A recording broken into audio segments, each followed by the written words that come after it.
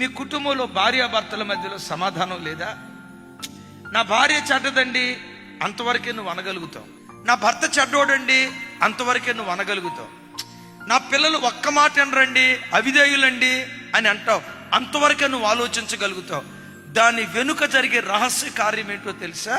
నీతో సమాధాన పడకుండా గయ్యాలి తత్వం నీ భార్యలో నింపింది దుష్టుడన్న సాతానన్న సంగతి నీకు తెలుసా?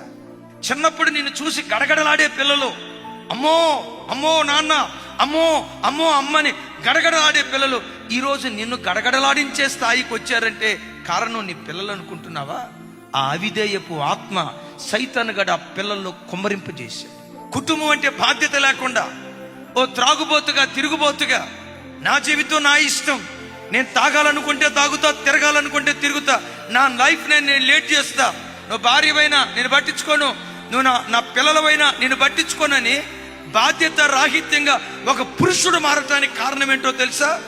భర్త చెడ్డోడు కొంతవరకు వాస్తవమే, తండ్రి చెడ్డ కొంతవరకు వాస్తవమే, కానీ దాని వెనుకున్న కార్యం ఏంటో తెలుసా? దుష్టుడు ఆ ఇంటిలో జొరబడి యజమానుడిని కాటేశాడు. ఇదంతా దుష్టుని క్రియ. అయితే సుమి, దుష్టునితో యుద్ధం చేయటానికి శరీర సంబంధమైన ఆయుధాలు ఏవి పనిచేయవు. ఏంటో ఆత్మ సంబంధమైన ఆయుధం? మోకాళ్ళ ప్రార్థన. దేవుని సన్నిధిలోనూ మోకాళ్ళుని ఆయన సముఖంలోనూ ప్రార్థన చేయగలిగితే ఏ దురాత్మలు నీకు వ్యతిరేకంగా పనిచేస్తున్నాయో, ఏ చీకటి శక్తులు నీ వ్యాపారానికి వ్యతిరేకంగా పనిచేస్తున్నాయో, ఏ అంధకార శక్తులు నీ ఆత్మీయ జీవితానికి అవరోధంగా నిలవబడి వీడు ఎదగకూడదు, వీళ్ళ వ్యాపారం ఎదగకూడదు, వీళ్ళ సంసారం ఎదగకూడదని ఏ సాతాను చెత్తగొట్టాలని ప్రయత్నం చేస్తున్నాడో, దురాత్మల మీద నీకు విజయాన్ని అనుగ్రహించేది నీ కన్నీటి ప్రార్థన అన్న సంగతి నువ్వు మర్చిపోకు. వాడు ఎక్కడ ఓడిపోతాడోనని వాడు ఎరిగి నిన్నన్నీ జయనిస్తాడు. ప్రార్థించు. ఆధ్యాత్మిక రంగంలో బైబిల్ చదవనిస్తాడు, దశమ భాగం ఇవ్వనిస్తాడు, మందిరంలో పరిచర్య చేయనిస్తాడు, వాయిద్యకారుడిగా, గాయకుడిగా, తబలిస్ట్గా, ప్యాడిస్ట్గా, మంచి పరిచారకుడిగా మందిరంలో పెరగనిస్తాడు. ఇవన్నీ చేయనిస్తాడు. కానీ నీకంటూ వ్యక్తిగత ప్రార్థన బలిపీఠం లేకుండా ఆ బలిపీఠాన్ని పడగొడతాడు. జాగ్రత్త.